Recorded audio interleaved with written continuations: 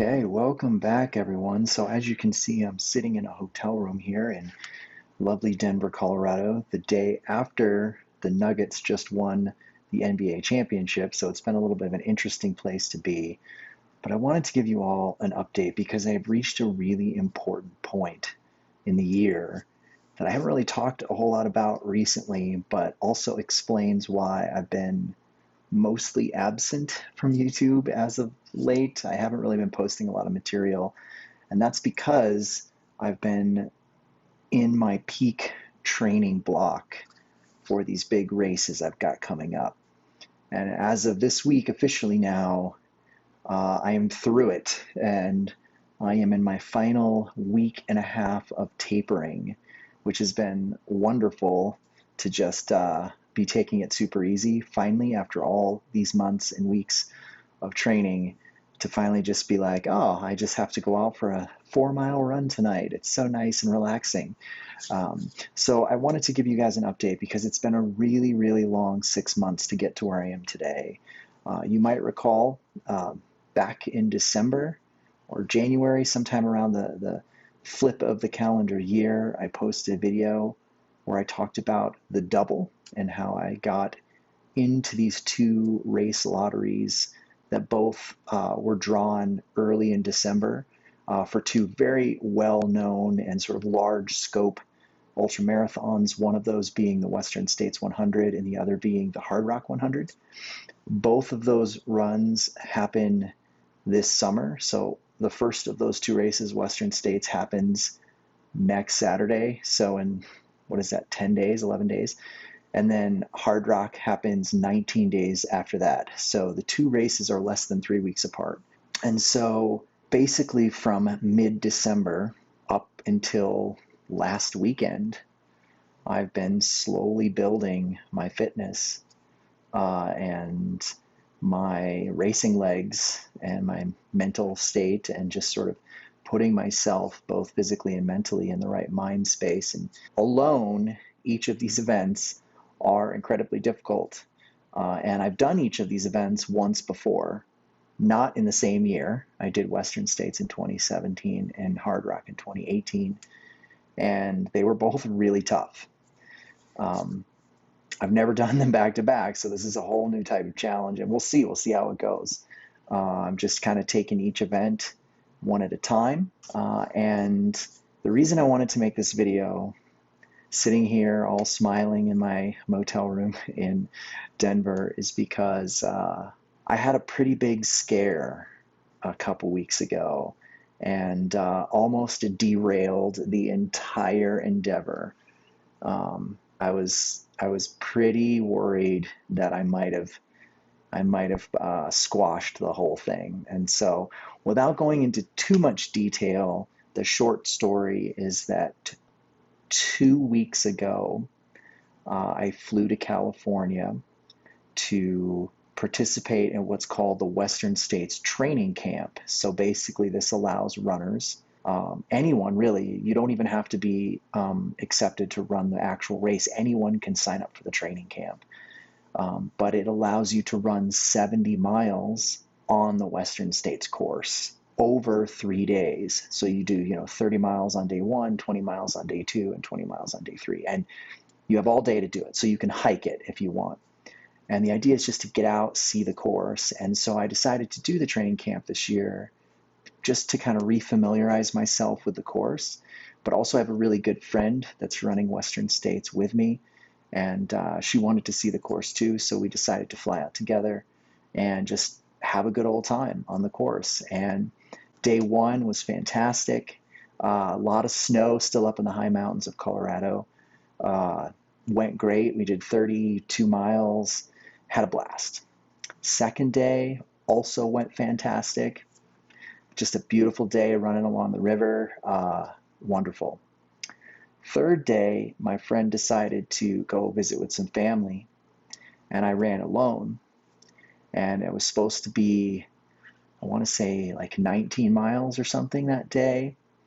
And within the first 2 miles, I was clipping along at a pretty good pace. I was kind of doing so almost like a tempo run. I was cruising on this real runnable section of dirt road, and probably like 7-minute mile pace. And I clipped a toe on a rock, and I went full on Superman, arms flailing through the air, and came down completely on both hands and monumentally badly on my right knee.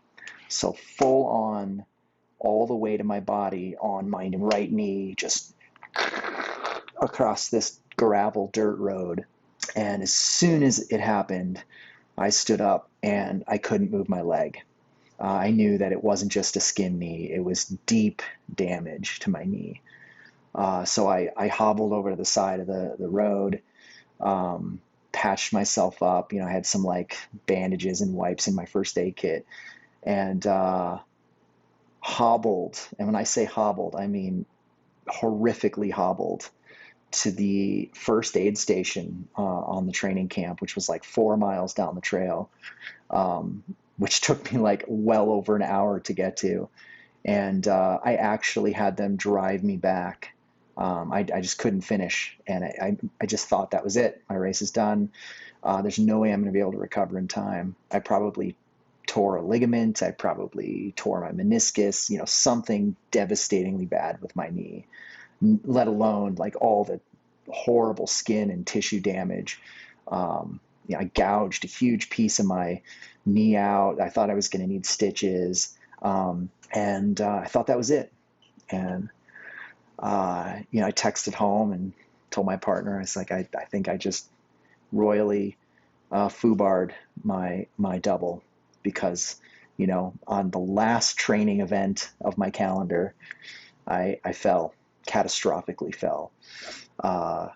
And I came home really upset, and I just started nursing it. I nursed it for several days. I took warm baths, and I used special bandages that keep the moisture in, and, just really, really babied both my knee and my hands. And about 5 days after it happened, of no running at all, it started to get better, to the point where I could hike on it. I could walk on it without any like significant pain.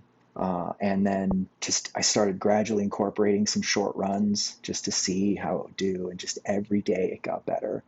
And here we are now, 2 weeks, 15 days since I had my fall. And I'm essentially at like 95 to 100%.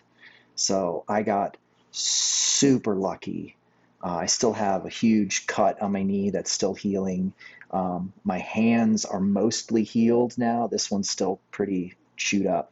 The bottom line is that it's still game on. And as a way to make sure that my knee was good, I needed to sort of test out, I can go out for a 4-mile run and it seems okay, but am I going to be able to go 100 miles? That's a big difference.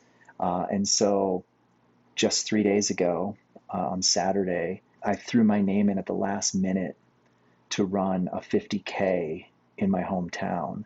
And I just, ran it really slowly, just to see if I'm going to get 20 miles in and have my knee blow up on me. And the good news is I made it all 50K, all 31 miles, and the knee was fine. So I did not damage the knee more than just bruising it and superficially. So it's still tender a little bit if I like kneel on it, but all good. So next Saturday, I am going to be in Olympic Valley, California, near Lake Tahoe, lining up for the first of two, the Western States 100, which starts on Saturday morning. If you want to follow, there'll be live tracking. You can follow me. I'll post my information, but it's pretty easy to just, if you go to Western States Endurance Run, WSER.org, they're going to have all sorts of live tracking on there. And you'll be able to see how I'm doing. And the cutoff is 30 hours.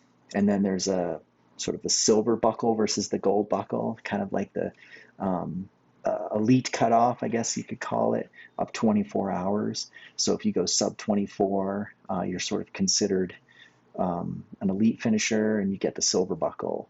But if you finish in 29, you still finish and you still get a buckle. You're still counted. And in 2017, I started off and was on pace to finish in about 23 hours, but then had all sorts of trouble with the high temperatures and ended up finishing in 27 something. So I finished. I got the buckle. I was very happy that I finished, but I'm hoping to at least do a little better than that this year. But with the knee, we're just going to kind of see, and maybe we might have to play it conservatively. So that's where we're at. The training has been insane. A lot of races. I've done something like 10 ultras since December.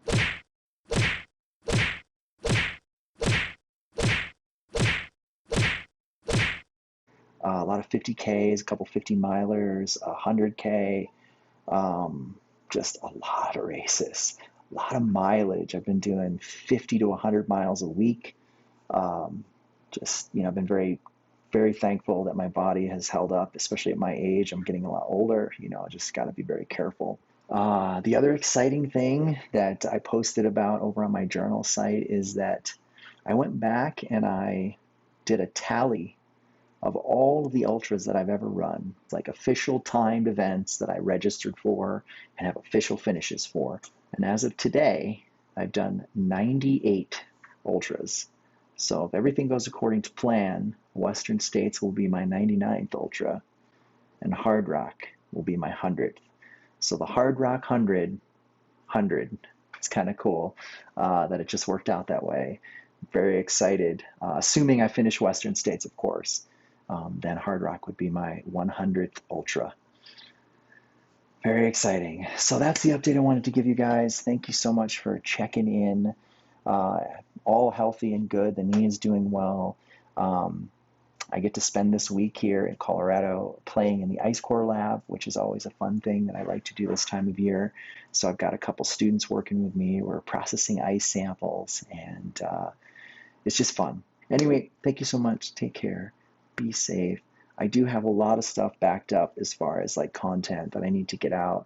And once I get through these races, I'm going to be spending a lot more time on the motorcycles. And I've got quite a few adventures planned in and around Arizona that I think will be really fun. And so if you're here for the motorcycle content, I promise there's more coming.